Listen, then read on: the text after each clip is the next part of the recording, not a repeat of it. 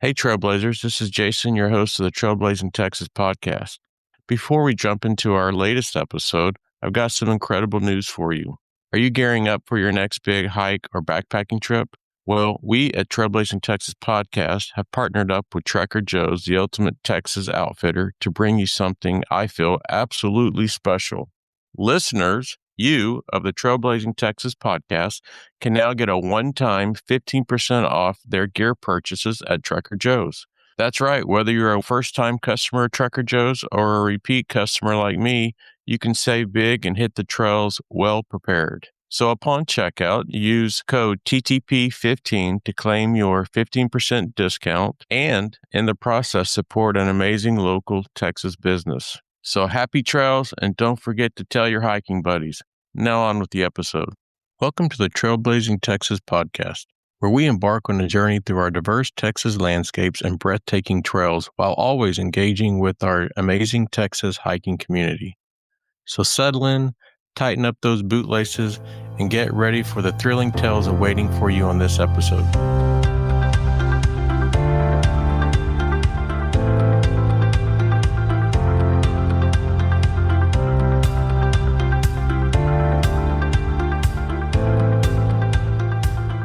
So this is going to be interesting because, again, to the listeners, this is my favorite state park in Texas, and I've been to about 30 of them. So right now, Caprock is way up on the list. But you experience a lot of visitors that are experiencing Caprock for the very first time. Yeah. And what is their usual reaction when they see this canyon landscape? That is, I didn't write this down, but because this happened last week, we had a couple come in and they checked in, and I think they thought the parking lot overlook, like where you check in at the headquarters, I think they thought that was it. And so they pitched their car up.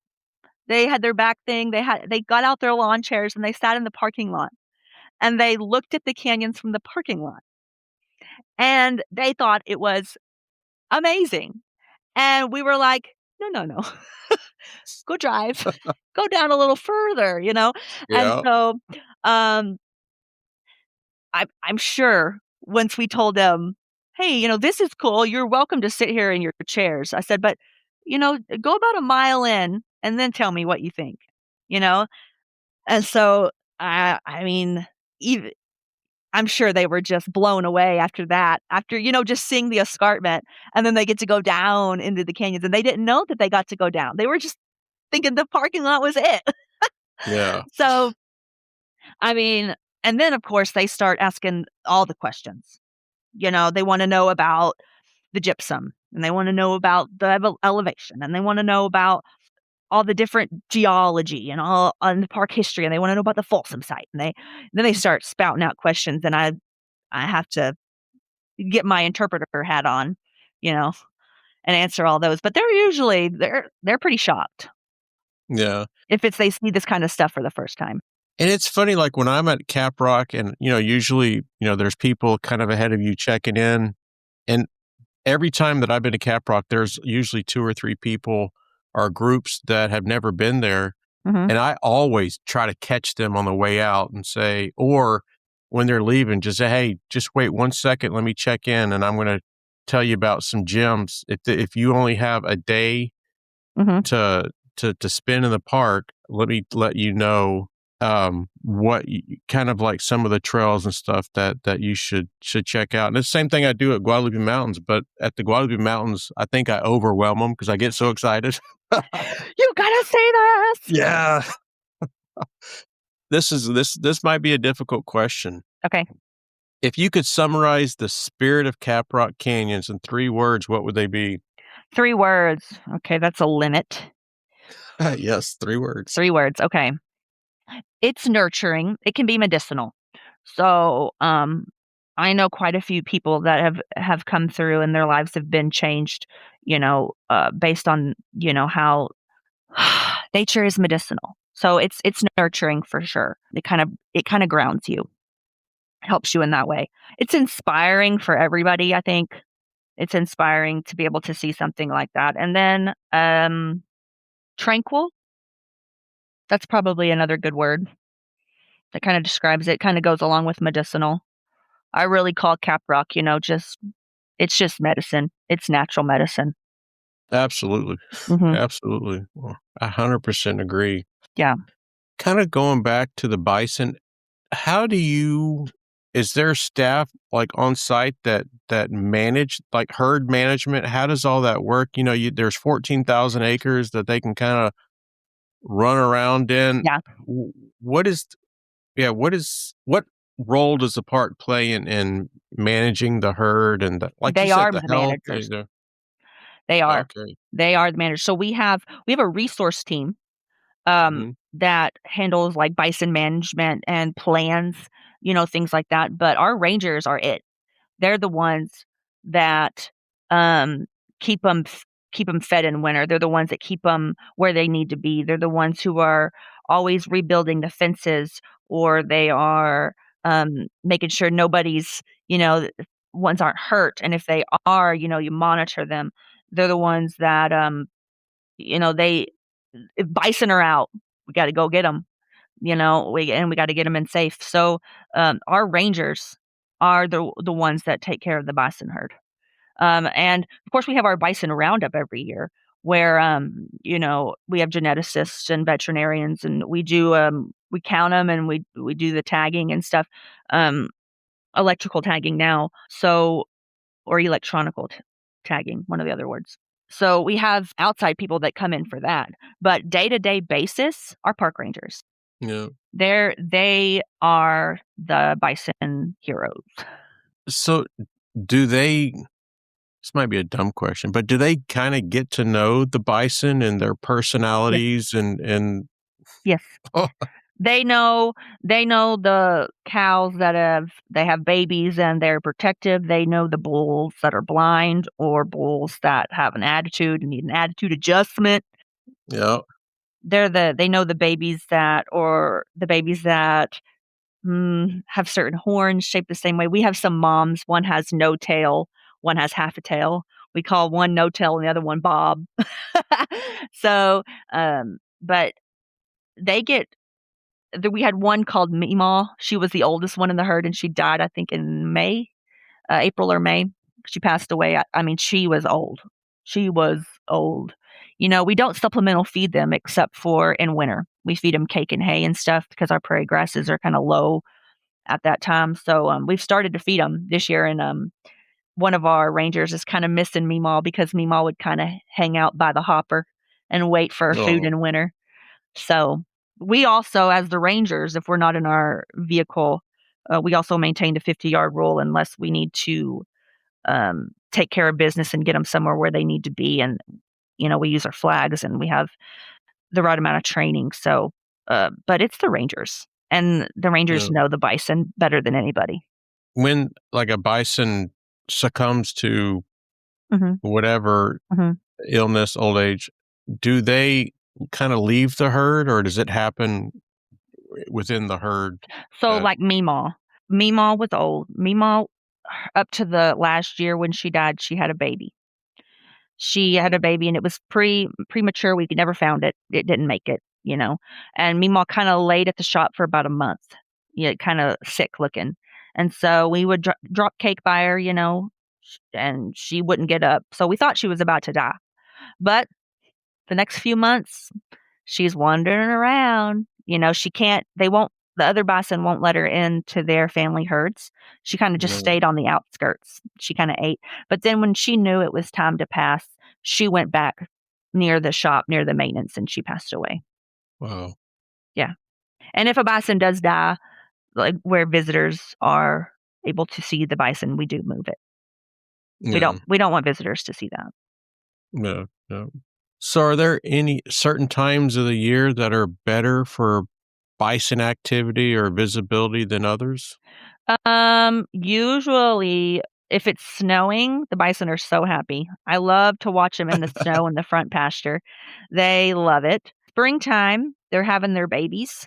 And so we've seen a lot of red dogs out. They're not out hiding. They have their babies in private, but then the day after, the babies are following them around, eating, drinking milk. Um, Oh, So spring and winter are probably the best times to see the bison happy.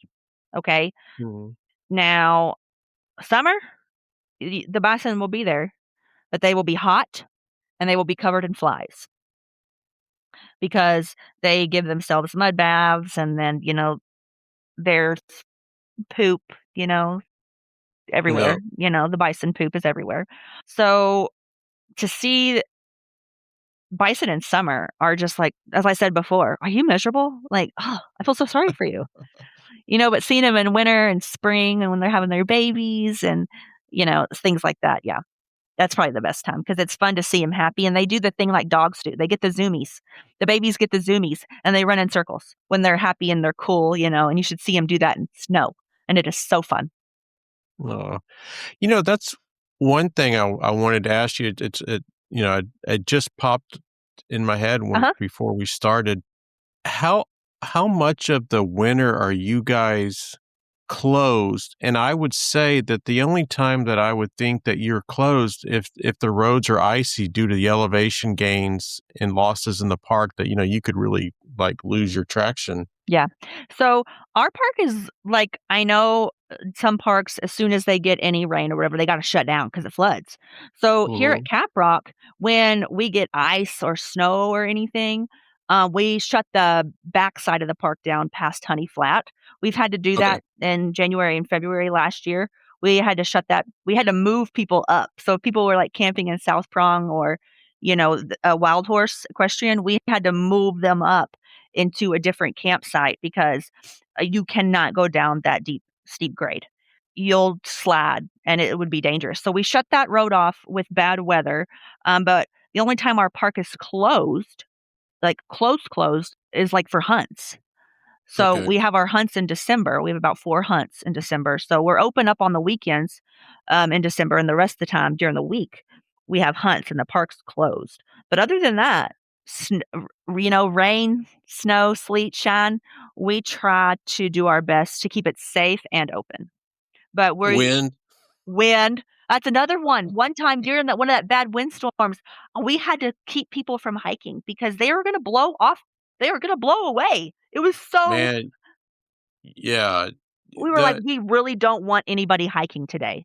And they were like, "I have never heard of a state park saying no hiking due to wind." And we're like, "You've never been to West Texas." Yes. The quads, the winds 80, 90 miles an hour at times, 70. I know we were talking before the podcast started. I was in that windstorm, the last one that you guys had that was really, really bad.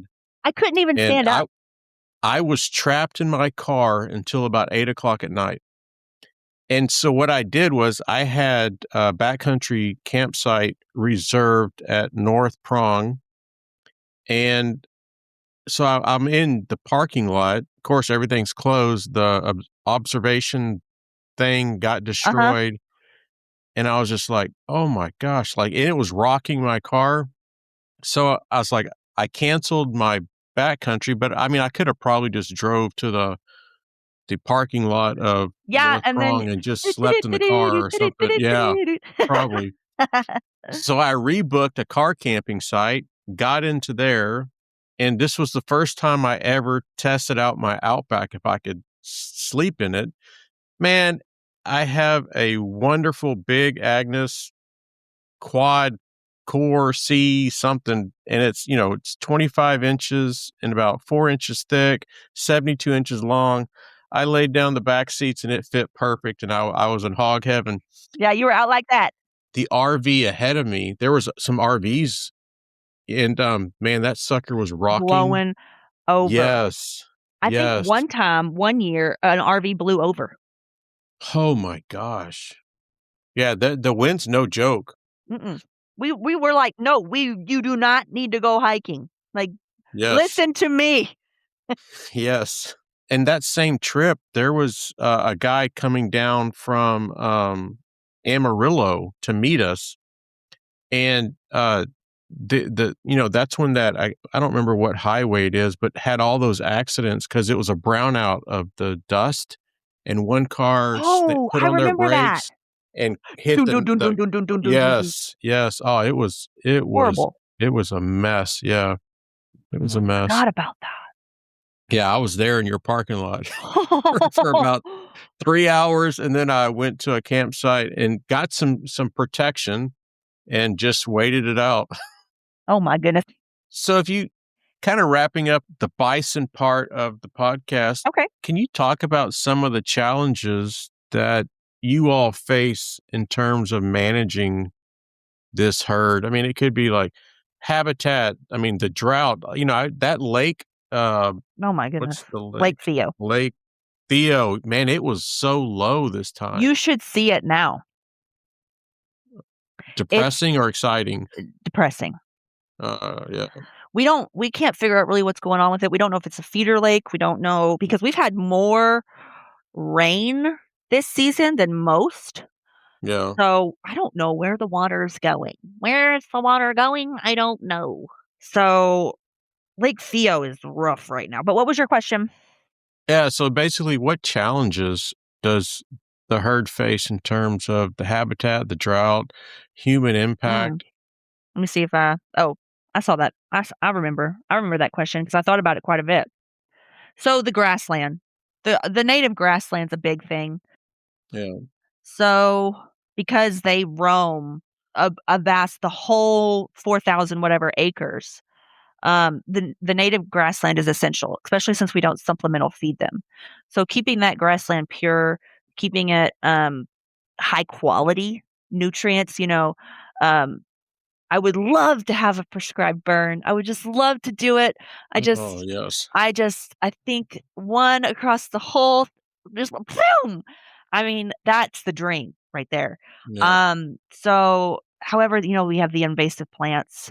We have the overgrazing from the bison and different wildlife.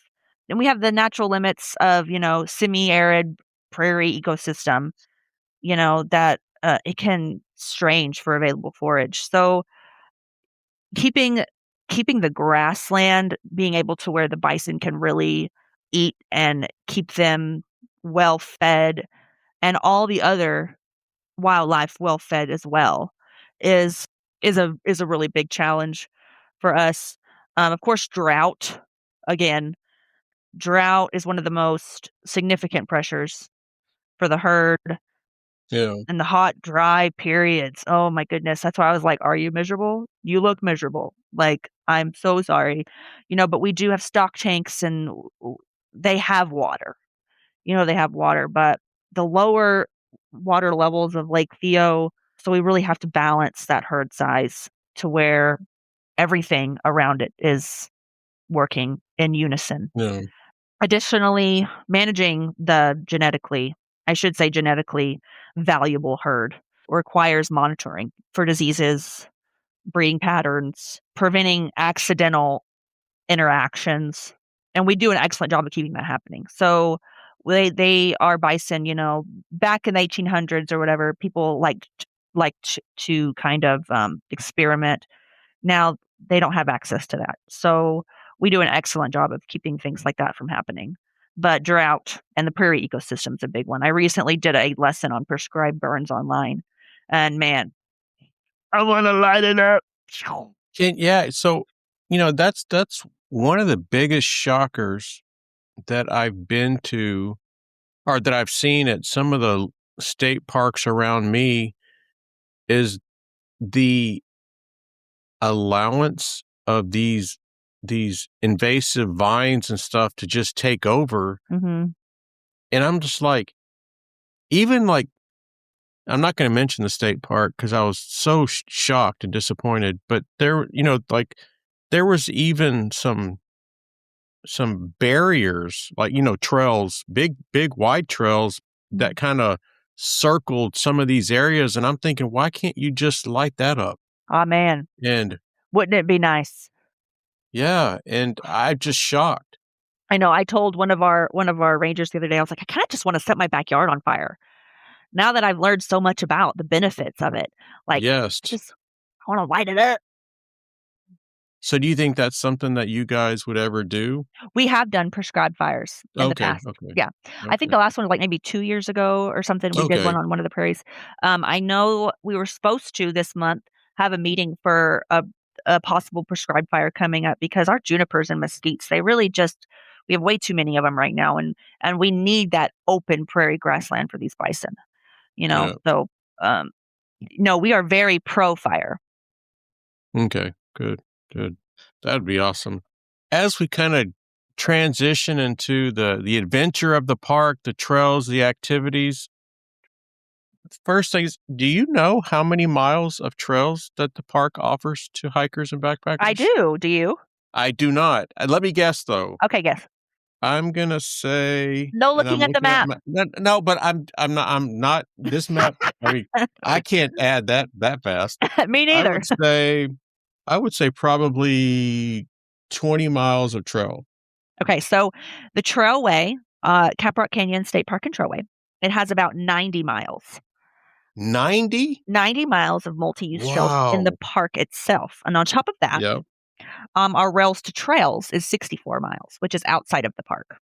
So in Right. total, you're looking at about 150-ish miles of Man. trail plus trailway of the entire system.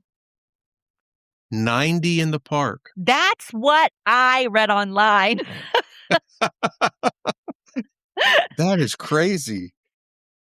Possibly wrong, but that's multi-use trails. Yes, we're gonna go with it.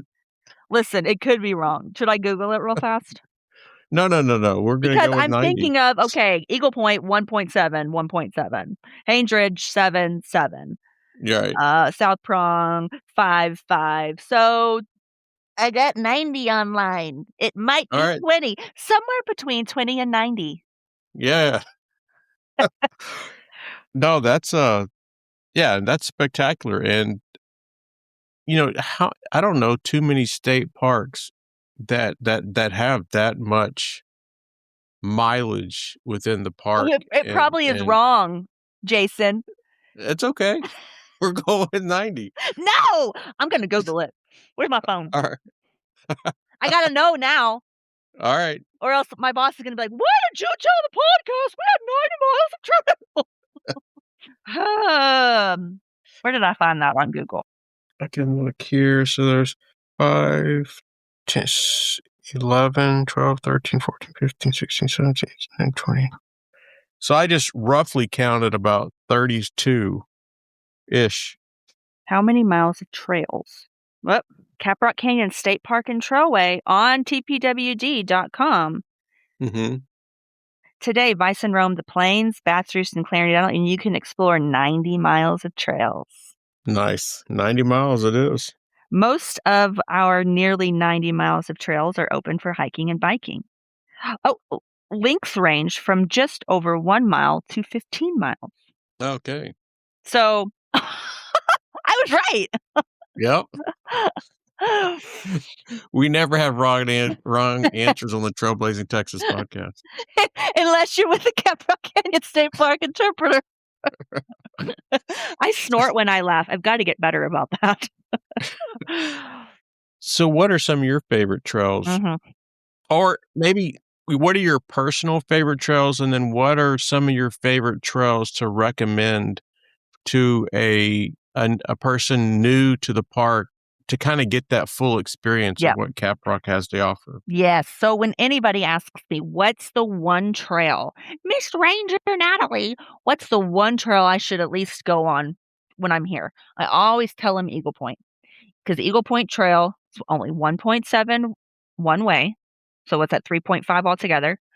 Okay, you see a little bit of everything on that hike, plus the natural bridge.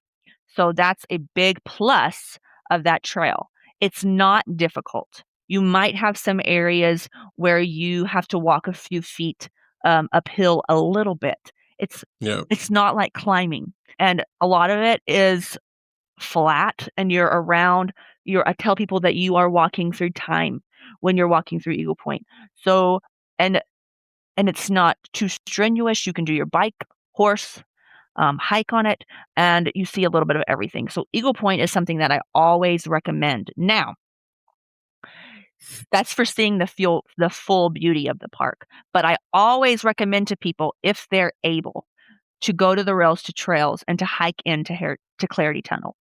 If they're not able to come in the summer and do the bat tour with me. So I always tell them, if you're looking for an adventure, going down 5 miles one way on that trailway, to see that tunnel and to hear those bats, that's an adventure. How do you get there from the park? So Monk's Crossing is going to be the terminal that you're going to park at, and it's about 8 miles outside of the park itself. You'd have to get the trailway map for that, and there's actually a big thing in our visitor center that shows the spur loop of the old railroad. So, but that's outside of the park, and you park in, you hike in, and you hike out. But I always tell them, if you're up to it, because it's only a 2% grade. The old steam engines had to be able to, so it feels like you're walking flat. I love the trailway. I absolutely love it. It's really grown on me. When I first started working here, I was like, "Oh my gosh, I'm gonna have to learn about that too," you know? And, I'm gonna have to learn about the history of the railroad and about the bats and about the architecture and about the trestles and about all and how they built it and all the different tunnels and the Gowdy Tunnel and it getting exploded and the derailments and, but, it's one of my favorites. And I think when people visit Clarity Tunnel and they actually walk through it or drive through it and they hear the bats and they see the original architecture, you're like stepping back in time. And it's so cool.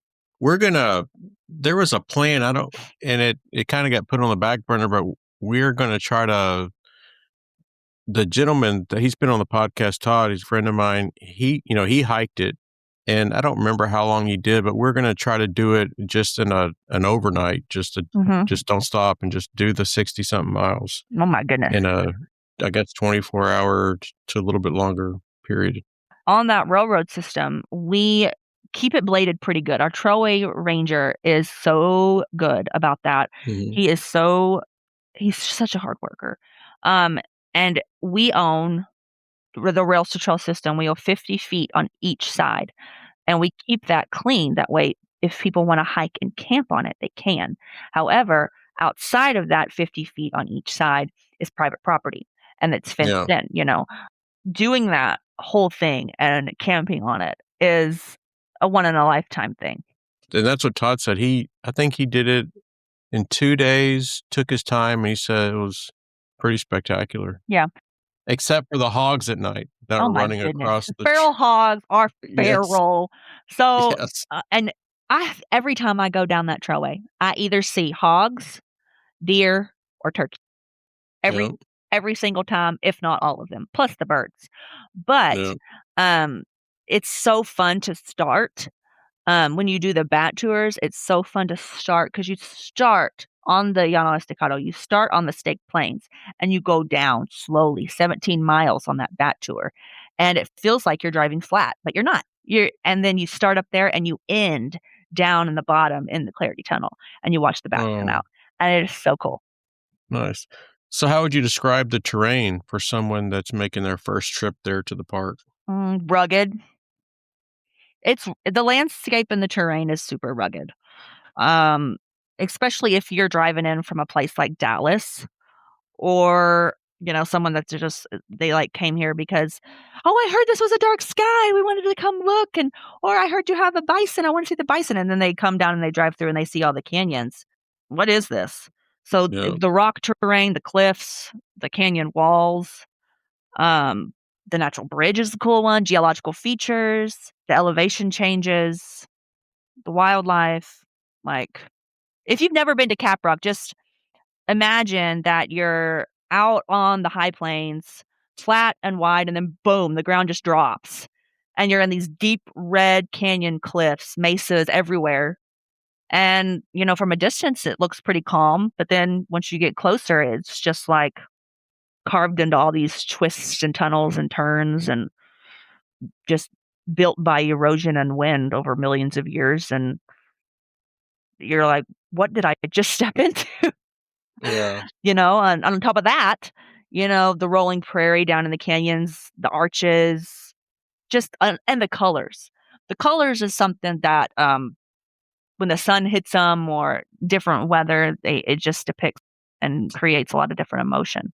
And, I don't want to jinx it, but you're not getting all the crowds that you get like at a Palo Duro. So you really feel like the park is all yours. Yeah, you do. you know?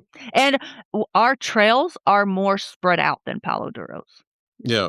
So, Palo Duro, you're passing people on trails, you're intersecting, you're driving from one to the other, Ours, we don't have as many trails as Palo Duro. Ours are more spread out. So yeah, it Yeah. does feel like you,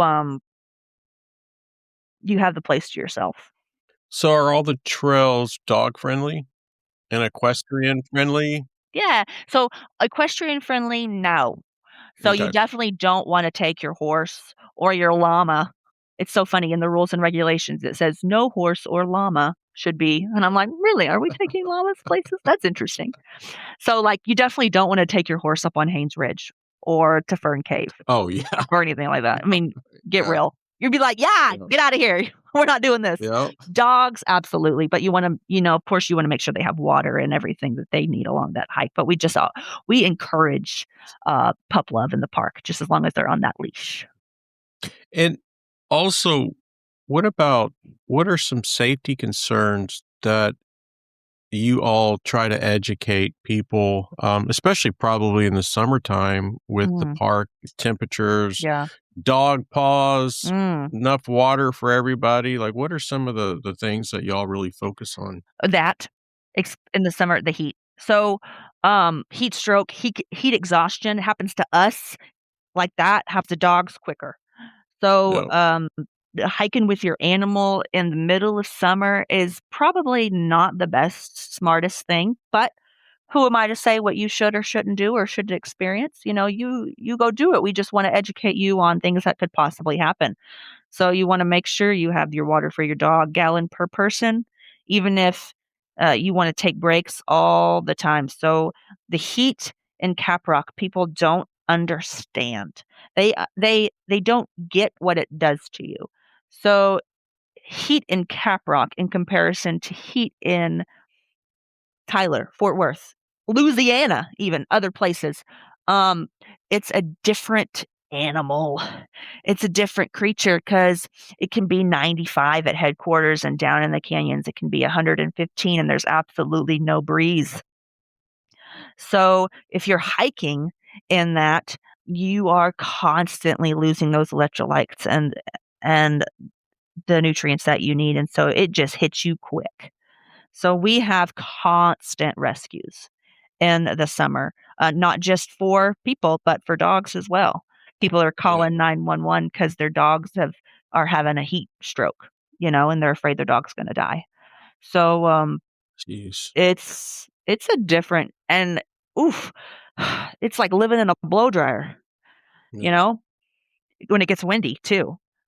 Hot wind. And also, let's say the temperatures at Caprock are, I don't know, in the 60s or in the 50s. There's not a ton of shade, and if the sun's out and there's no clouds, that sun is cooking you. It is. You know that. You're a fried egg, Yeah, and the quads at elevation, it could be 32 degrees, and that sun, it's just cooking you. And and it doesn't matter. And you're like, "Oh, it's cold outside. I have 1 bottle of water. I'll be fine." I'm yeah, like, "Go home. yes, yes, Please please, don't do this to yourself." yeah, and also, I don't think that people realize. First off, if you're not going to take this stuff serious, Mhm. like the amount of water to take, the temperatures, and you're going to go out. To stay away from the bison, all of Yeah, it. well, that, but also like when you get in trouble, now you're endangering other people's lives to come rescue you. Right, we're putting our life on Yes, the line now. yes, Our yes. crew is, to save Mhm. yours. Yep, But you know what? That's what you come to the state park and you put yourself in that position. And it's just yep. our job to make sure you know what to do. When I'm in the quads, I take it personal, and I see somebody with no water, or I see somebody with flip flops, and they're going to go do this trail or that trail. Because I know a lot of the rangers, and I care about a lot of the rangers, Mhm. and, the rescue is gonna be involving these rangers, and they're gonna be risking their life for you, and so I call people out, and And we do. yeah, absolutely, absolutely. So here's my overview of Caprock. Tell me if you would agree. Okay. camping, the best camp spots, North Prong, because they're primitive and you can really spread out, so you don't have to be next to people. That's your favorite. That's my favorite. Second favorite is South Prong. Primitive or just Oh, primitive. primitive? I'm a primitive kind of guy. So South Prong, I love it. If you walk into the campsite and you head to the left, kind of upper left, there's a ledge that you can camp right next to, which is really cool. But if there's other people there, then it at times could be kind of, you're having other tents around you, but at North Pronghorn, it's pretty much wide open. Now for hiking, North Prong is beautiful. You can kind of like head out, and then what is that? Haynes Ridge. Mm-hmm. It's a safer, as well as if you walk up to Fern Cave and then cut up. Those two are the safer ways to get at elevation to kind of get the whole experience of seeing the park. But the most beautiful, spectacular, little edgy is South Prong up to elevation. And I've got to tell you, I got lost probably 4 or 5 times going up South Prong to top out and then head over to Fern Cave, because there's so many areas that look like, that's the way to go. Yep. And then you get up there, you're like, oh crap, I got to climb back down. Yep. So have a electronic map and make sure that you stay on trail, unlike what I did. Yeah, because out to Fern Cave is super rugged. So it looks like sometimes you're like, is this the trail? Like, is this where I'm supposed to be? We recently got new markers for that because we've had so many people call and be like, okay, I'm at this place here trying to get to Fern Cave. Which direction do I go? And we're like, So we printed out coordinates to Fern Cave for people for their phones now. So because that actually has happened a lot. So are there any hidden gems at the park that you can alert visitors to? I have a fun new gym, but visitors cannot visit it yet. Oh, okay. So we have a new bison jump. Oh, yeah. We have we have our new we have a new bison jump that was recently discovered in 2023. It's not from the Folsom area, so it's not from Paleo Indians about 10,000 years ago. It's more about 400 years ago. So it was the Southern Plains bison, not Bison antiquus, and it's called the Nighthawk site. And one of our little archaeologists recently discovered it with a group of his high school science kids. So we have a new bison jump site, but it is What's a bison jump mean? Bison jump. So we have our Folsom bison jump site right now. A bison jump is an area that's been discovered by archaeologists or paleontologists or whoever it is, where the Native Americans at that time or Paleo Indians at that time used a cliff to herd the bison off to kill them in bulk. So they would, the archaeologists and stuff would discover bones upon bones, flint on flint, and they discovered processing sites and jump sites where these Native Americans would herd quite a few bison off the cliff to kill them because they were massive. A little piece of flint's not going to do any damage and you're not going to get close enough. So they had to figure out a way to kill these bison in order to live, because that's the way they lived. They used every single part of the bison, from the brains to the blood to the bones and fur to the bladder, to the hoofs, horns, you name it. So they needed a way to kill them. And so that is what a bison jump is a discovery site of one of those cliff areas where they found all these bones. And we have one that dates back 15,000 years ago. And then we discovered a new one in 2023 called the Nighthawk site that was based about 400 years ago, which is probably from more of Comanche, Apache Sioux, Lakota Indians, Native Americans, I should say. And so what were you saying a second ago, that you were looking to take a podcast host there to show them? I don't even know where they won't tell me where it is because they know Yeah. I'll tell other people where it is. So we have another bison jump soon that will be Nice. in the And plug. so do y'all have one now that's We do. to the public? We Yep. have a historical one, a historical marker. We are one of the few Folsom sites. So Folsom being the type of culture it was. We have Clovis around in this area, the Clovis culture, and then we have the Folsom. So it was based on the way they figured out which one it is based on the type of points and flint that they used and created. So we have one that predates about 10,000 years ago, and it was the Bison antiquus. So it's only one of the few Bison antiquus jumps in the United States that's been discovered. Wow. So Bison antiquus is the ancient form of the Southern Plains bison, and it was double the size of the ones we have now. And so that's kind of what makes that historical marker special. And that's just on the other side of Lake Theo. Yeah, it's by Dry Creek Lake Dry or Creek something Pond, like yep. that. Yeah. It's right by the bird blind, where we have a little bird blind. Wow.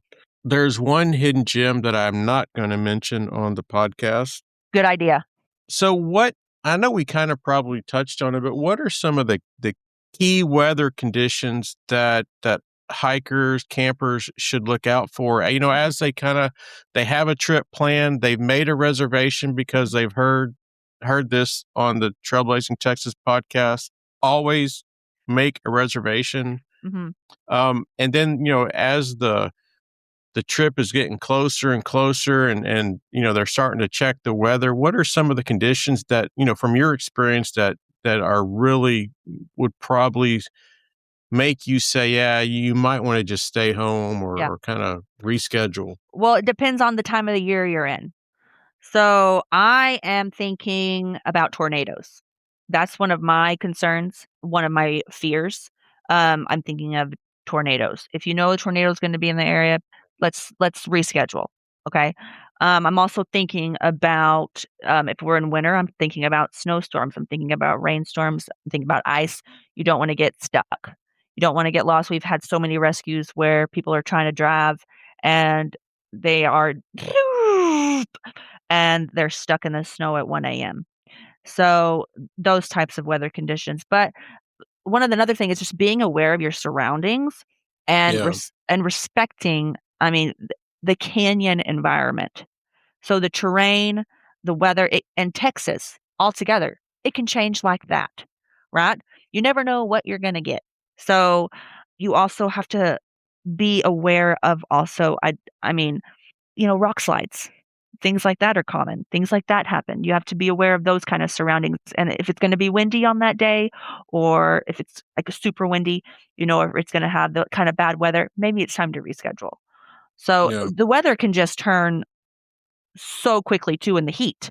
So sun layers, sun protection, your map, your water, your cell phone charged.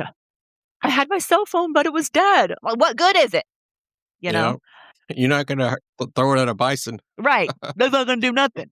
So, you know, winter in Caprock can really surprise people.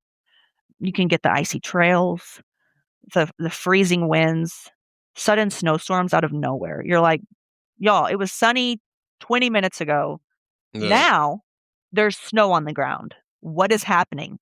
Places can, even in areas that aren't shaded, it can be icy. So you want to definitely dress warm, take it slow, check conditions before you head out. Because sometimes we do have to close the park. You want to also check the social media, check our alerts, because sometimes we do have to close the back half of the park. And so your reservation, we might be calling you and saying, hey, we're getting a snowstorm. We're having to cancel your reservation, or we're going to have to move you to a different spot. Yeah. You know, just always think safe, because you always think it's not going to happen to you. And when it does, you're like, well, crud. Yeah. You know? Yeah. Definitely don't want to put yourself in a situation where you don't come back. You don't come prepared. Don't come prepared, which then leads you to where you're not coming back from that trip. No. And it's scary. Yeah. I know, like for me, I'm a primitive camp person, and you know, I definitely want to stress to listeners there's a lot more camping options at the park than primitive camping. All the primitive campsites have pit toilets, so if you're not wag bagging it or Blech. you're yeah. So can you kinda talk about some of the other camping options that Yeah, I'll tell you all the about the listeners camping would have? options. Let's So do it. let's do it. So we have, one RV site, it's called Honey Flat, Okay. and it has about, I would say, probably about 20, 30 RV camp hookups. Some are Mm, 30 amp, some are 50 amp. Um, we have our Little Red and South Prong, tent camps with pavilions, and they have their little pit grills and stuff. We have those 2. We have Wild Horse Equestrian, which is not just for people who bring their horses. You can also, tent camp there. That also the equestrian site also has RV hookups, but there is no bathrooms in, Wild Horse. You have to drive to either a vault toilet or to Honey Flat to get to the bathroom. And then we have 2 overflow sites, one in Wild Horse and one, across from Lake Theo, overflow parking and overflow campsites in case we're all booked up and, say you're car camping or tent camping and you don't need any amenities, and we're totally booked, that's where we would put you, is in one of those overflow sites. So we have about 70 something campsites available. For sure, the listeners of the Trailblazing Texas podcast would never need an overflow site because they're gonna make a reservation. On Reservation America. Yes. Yeah, because if you call us, we're gonna say, "We can't do it for you. We wish we Yes. could, but you have to do it online." 70 something campsites. Yeah, you want me to look it Wow. up and make sure? Let's guess. Guess how many? No, no, no. Let me see. How many campgrounds? How many campsites? Individual, let's do that. Let's see if I got it right. How many individual campsites in Caprock State Park?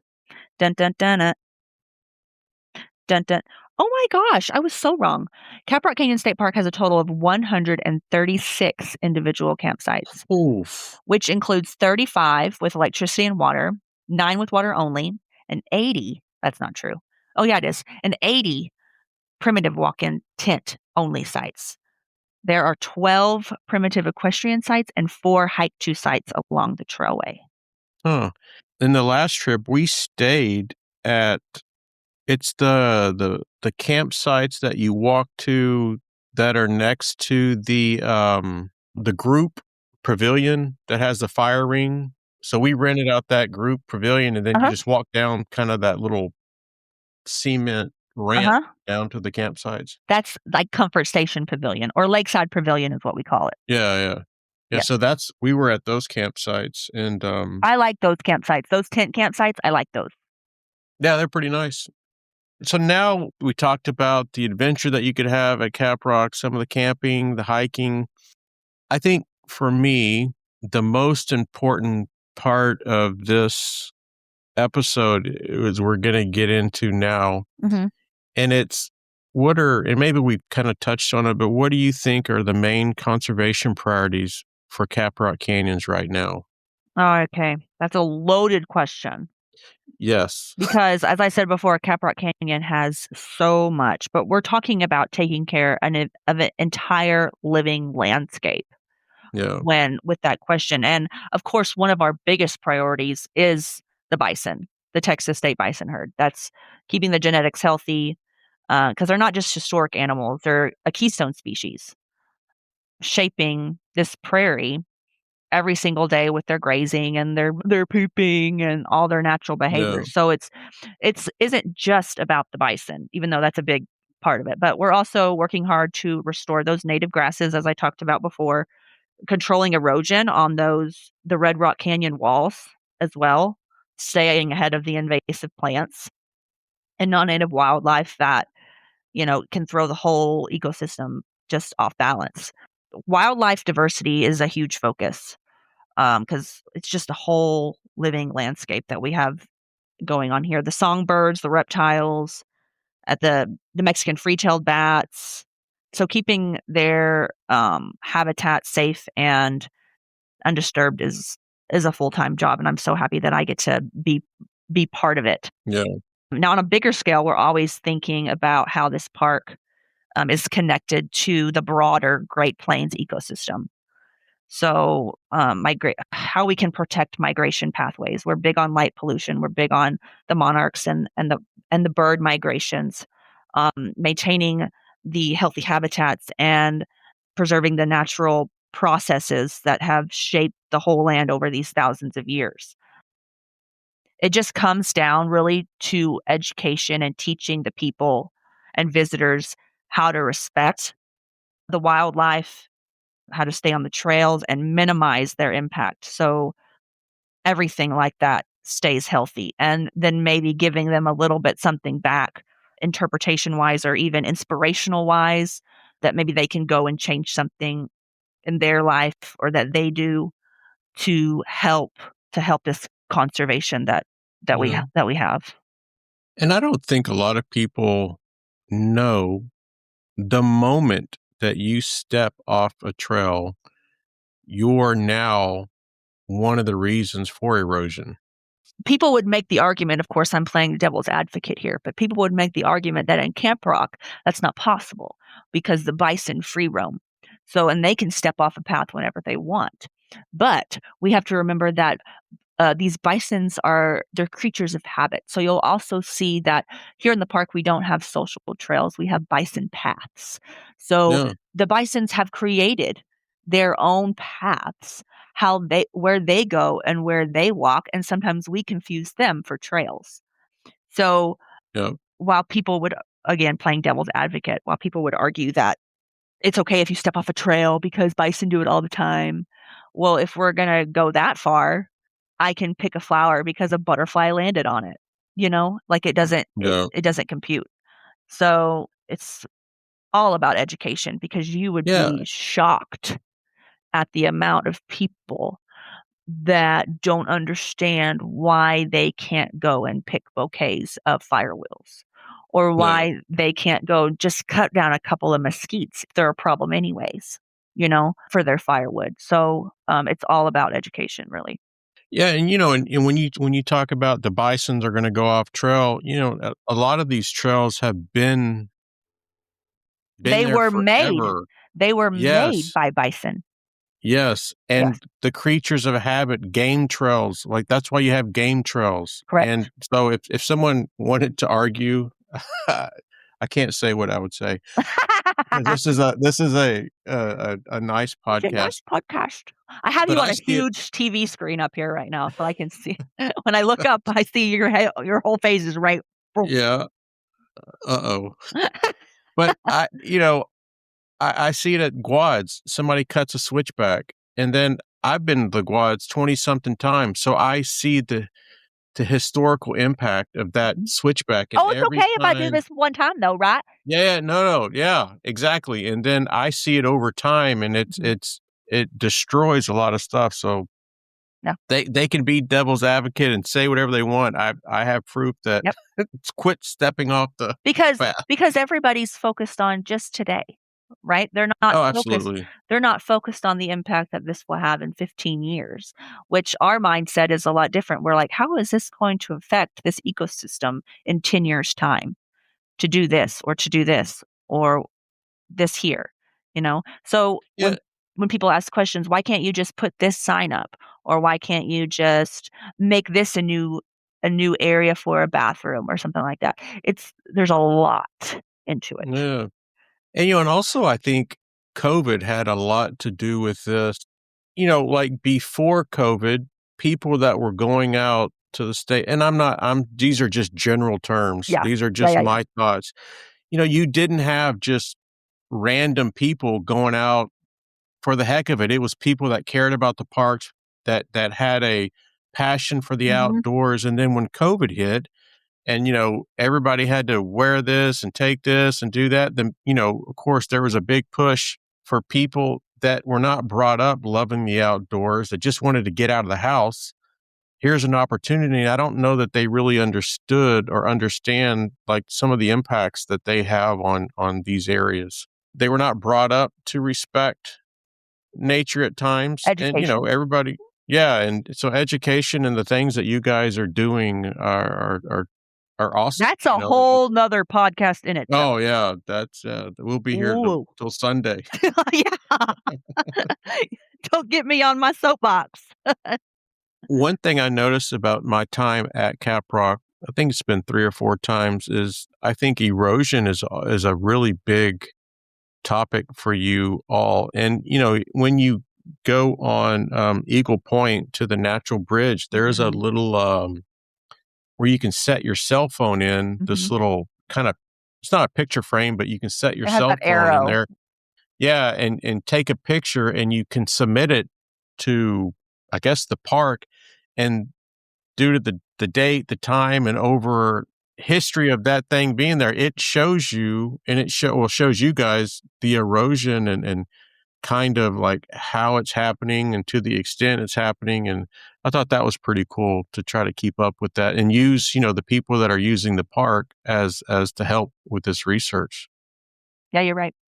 So are there any ongoing research or restoration projects happening currently at the park? Let me think. We're always trying to restore or trying Yeah. to fix, and keep our trails healthy. So now, certain things going on right now, I can do something in general. So, like, we monitor the high traffic areas consistently. Like when a trail starts wearing down too deeply, or washouts or things like that, adding dirt, um, and reroutes, slow cutoffs, things like that, so vegetation can recover in that area. Now, the land will heal itself if we give it a chance, but the whole issue is giving it that chance. So, I mean, these native grasses and wildflowers, they're surprisingly resilient and pretty tough, but they can't, bounce back when they're trampled over by certain things. So, I think that's why Leave No Trace is also such a big deal in TPWD, doing all of the no trace things, like even simple things like choosing a durable surface to rest on or picking up every single bit of trash, things like that. Now, if you're talking about, do we have a specific vegetation recovery thing going on right now? No. Yeah. It's It's just general. day to day. It's Yeah. It's every just, single day yeah. that we're Yeah. doing things Yeah. like that. It's funny you said what did you say? The busy trails or the high impact trails. Nikki with Lake Brownwood, she came on and she was talking about the cabins that they have. They were Mhm. built back in the CCC time, Mhm. and they closed them down They gotta redo them. to yeah, to redo them and kind of still keep them that old look, but kind of add Mhm. some new stuff to them. And she says, and it's a neat the way she said it. She said that, you know, she's sad that they're closed because people currently don't get to take part in camping there and stuff.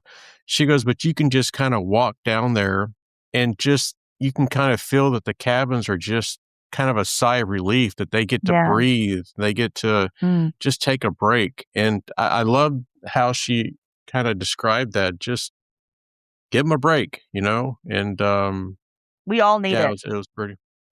even the buildings. Absolutely. Yep. Yep, absolutely. I know we joked about most important question of the podcast and stuff like that, but this next question, I really think it is the most important to me, Mhm. and it's how can the listeners Mm. get involved? And and I think just logically, volunteering if people are up there, maybe they can. Oh, we have a trip. We're going to be in that area. Maybe we can volunteer to pick up trash on a trail, or maybe we can volunteer this or that. But for me, there may not be opportunities for the listeners. But is there a way that really, like, donation wise, Mhm. to help try to fund some of these initiatives that you all have at the park? Yeah, so the best way for listeners to support our park personally, and I'm sure a lot of other parks would say the same, but I can't speak for them, is just to show up when you come to state parks with a mindset of stewardship. When you practice leave no trace and you stay on the trails, you give their wildlife their distance. Um, you treat the land with respect and dignity, and you're already making that that huge difference, and you're already supporting the park by your actions. Now, if you want to go a step further, you can, again, like you said, donating, volunteering your time, joining educational programs that help fund different projects, different conservation projects, like for our bison management or habitat restoration, like the prescribed fires or things like that, or the dark sky initiatives. So, Yeah. and also social media is a big deal. Sharing your positive experiences, sharing how you helped, sharing what you did to make a difference, sharing that you did this and this and this, and you saw some good quality, what's it called? Good quality things came back to you in a good way. It just helps spread awareness, just posting a picture saying, "We saw the Texas State Bison Herd." Great. Now, what else did you do? We stayed those 50 yards away. We didn't feed them. We saw them in their natural rugged landscape. And of course, you can always help state parks by joining their partners groups. So we have an excellent friends group at Caprock. They have just done amazing with the gift shop, and we have a new property that they're running or beginning to start to run, so that we got a few years ago. So the partners group is also a big way that you can help support state parks. Is joining those friend groups and making a difference that way. Nice. Yeah, the friends group, I think, are crucial. Mhm. All right. So, to the listeners, never in my life have I ever met someone that went viral on social media. So, so tell us that story real quick, and then we got 2 more questions, and we're done. All right, so you want the viral story. So I'm the social media manager for Caprock, and I kind of started thinking, what are some fun things that we could do? People are sick and tired of just seeing rules plastered in kiosks and us being bossy and us coming off as kind of, bossy pants, rules, rules, rules. What's a way where people can learn these rules in a fun way, in a modern way as well. So, I decided to do that video of, "Hey, we have a special going on today. If you flip and land this cup, you're gonna pet a bison." And then I try to flip it, and she just smacks it out of my hand like, "Absolutely not." And then she says, "No, you gotta stay those 50 yards away. Stay in your car, you know, no petting the fluffy cows." And so it was immediate after that thing posted, and I don't know how I got so lucky. I put it up there, and all of a sudden, my phone got hot. And and Instagram, we're now at about 1.4 million views, Golly. about, 65K likes, and then on Facebook, we're a little bit more. We're probably about 1.5 million views and about the same type of likes. So, and I'm every day, I'm constantly I have to turn my phone off. I'm like, it's hot. So, Yeah, it blew up. I don't know how, but it did. that's awesome. So what you're saying is I need to put this out there and tag y'all in it now. I'll definitely post something with Yeah. some trailblazing podcast tagging you in it. So it helped us. We gained about 1,000 extra followers, so that kind of helped. Oh, wow, that's awesome. Yeah, so to the listeners before the podcast, she was telling me about this, and I'm like, "This is the first time I've ever met someone I couldn't believe that" it, and I was like, I should have, and I didn't even wear makeup. Hey, I was you like, know what? what am I doing wrong here? Yeah, who knows, who I knows? was like, I'd like a day pass, please. And my face is right up in there, and we're like, where's your bronzer? Where's your blush? It happens. Ugh. So yeah, That's awesome, and, it's wonderful to have that many views in a funny way to educate yeah. the That's public, I don't know if you know this about me, but my whole life, my entire family told me, "Natalie, I don't know why you're just not a stand-up comedian. Like, I don't know why you just didn't pursue this stand-up material." And I was Yeah. like, I've learned a lot of stuff through stand-ups, and I've learned a lot of, stuff through comedy, and I think that's a fun way to learn. You don't learn from people you don't like is what I always told myself, and I learned you don't learn from people you don't like. So, let's make people like us so they can learn from Yeah, us. and also, like, it's a different way than I think it was also Nikki at Lake Brownwood. She said, we don't want to come and like tell you, don't do this. Right. Like, because then you're automatically going to get defensive and, You're going to get in a bad mood right away. I want to go home. Yeah. That's not what I want. So these new generation ways, like social media and stuff, are wonderful ways to educate and just remind people, like, yeah, don't pet them. Yeah, don't get close to them. Yeah, just look at them through your binoculars. yes, Stay in please. your vehicle. Yep. So. All right, last two questions. Okay. Do you have any success stories that stand out to you? Yes. That kind of show that conservation in action and working? Yeah, absolutely. It's going to be the International Dark Sky Park.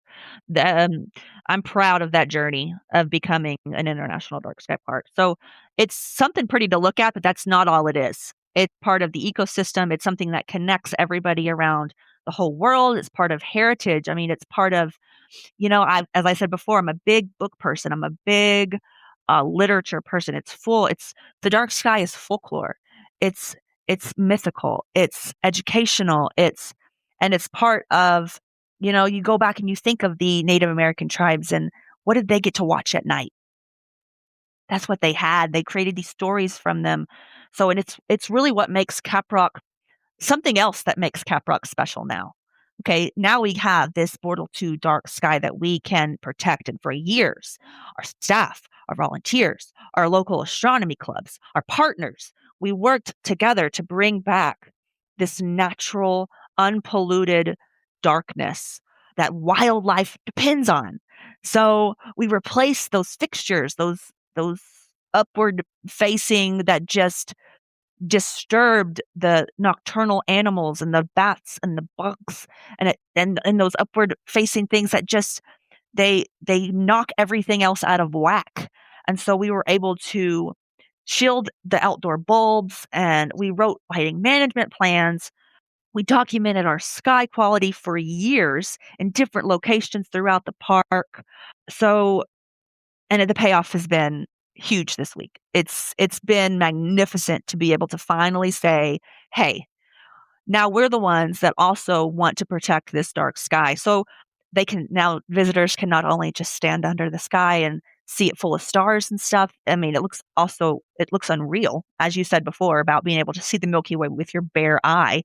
But nocturnal animals, like I'm going to talk about them again, like our bats and our owls, and so many different moths and insects benefit from reduced light pollution. So achieving that certification, it was a moment that really showed what conservation in action looked like, and we really chose to protect something that you can't fence.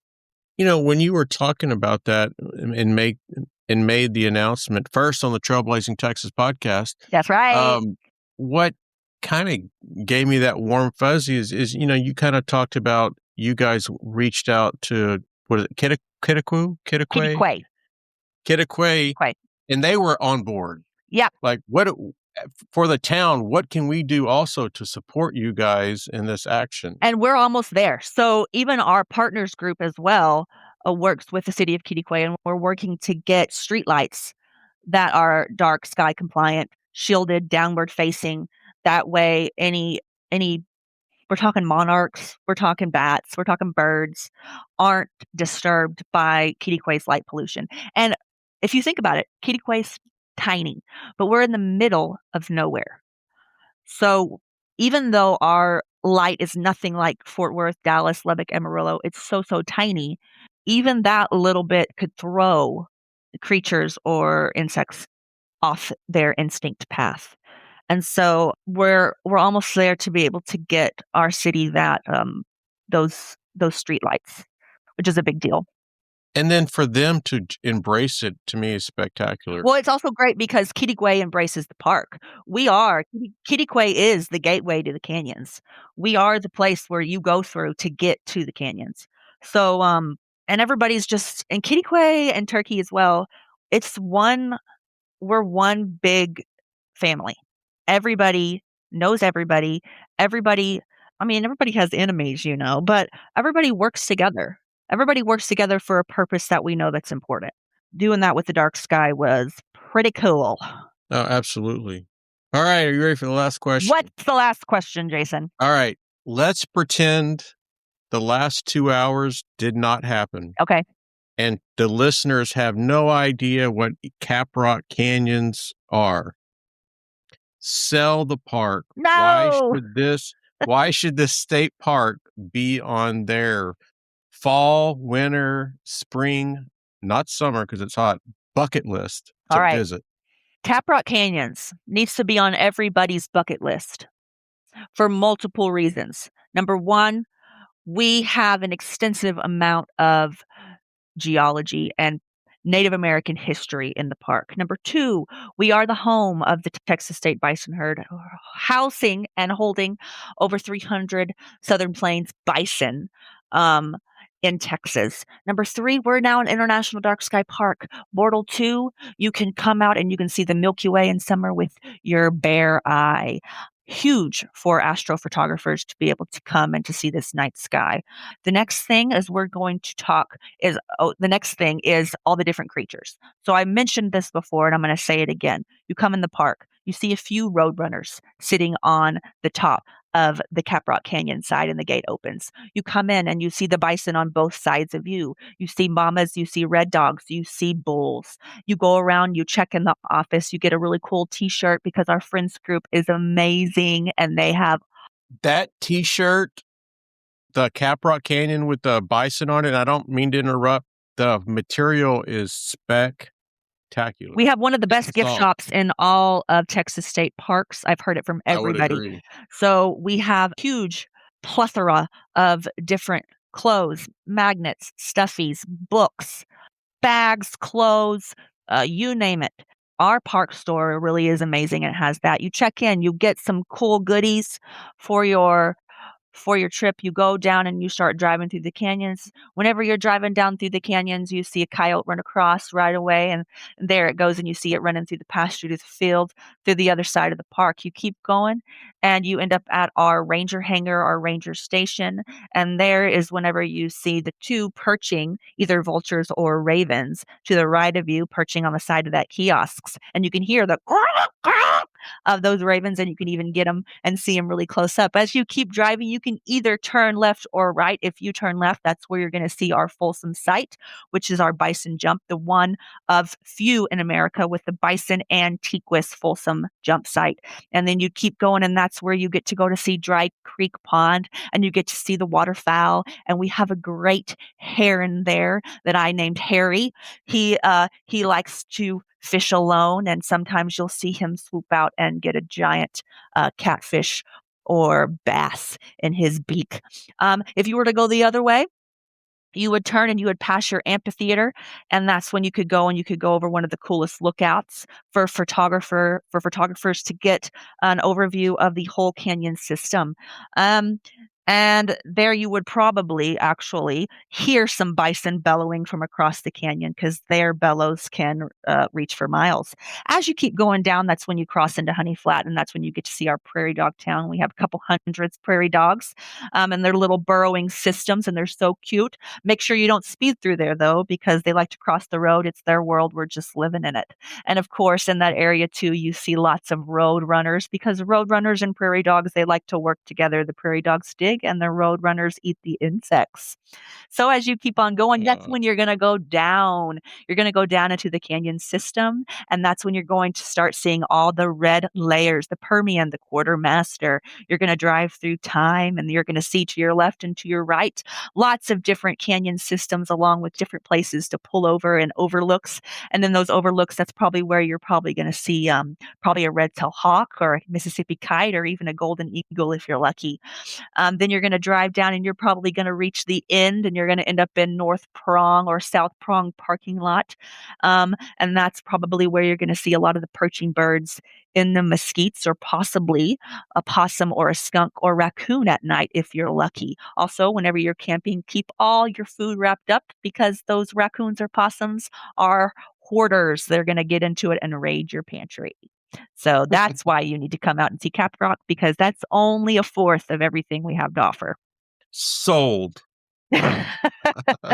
Wow, that was to the listeners, that was not a planned question, and you nailed it. Great job. Again, to the listeners, outside of the wonderful shirt that I bought probably 3 or 4 trips ago, on this last trip, I bought one of the blankets when you first walk into Yeah. the gift shop. I bought the orange. I think it's orange and gray.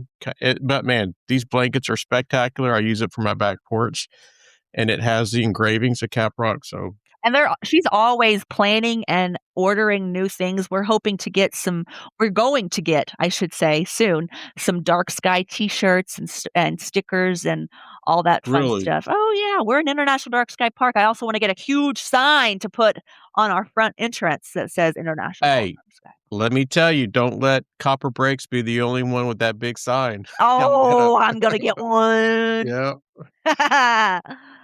Well, Natalie, let me tell you, it's been an honor. It's been a pleasure. Again, Caprock is my second area. That's heaven on earth to me. Guads, Caprock. It's been like that for years. It's a wonderful park. You guys do an amazing job.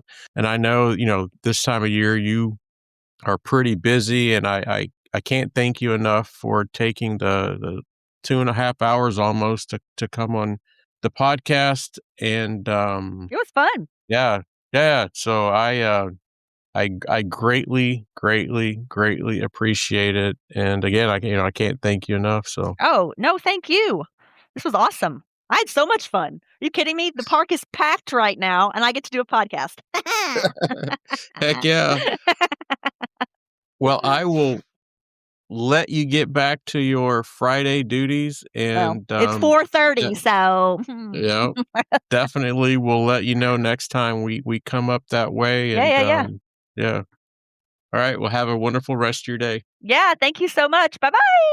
Bye. And that wraps up another exciting episode of the Trailblazing Texas podcast. We hope you enjoyed the episode today, and stay tuned for our next episode where we will pick back up where we left off and guarantee to uncover many more hiking gems and share many more tips to enhance your experience on the trail. Until then, happy trails and happy hiking.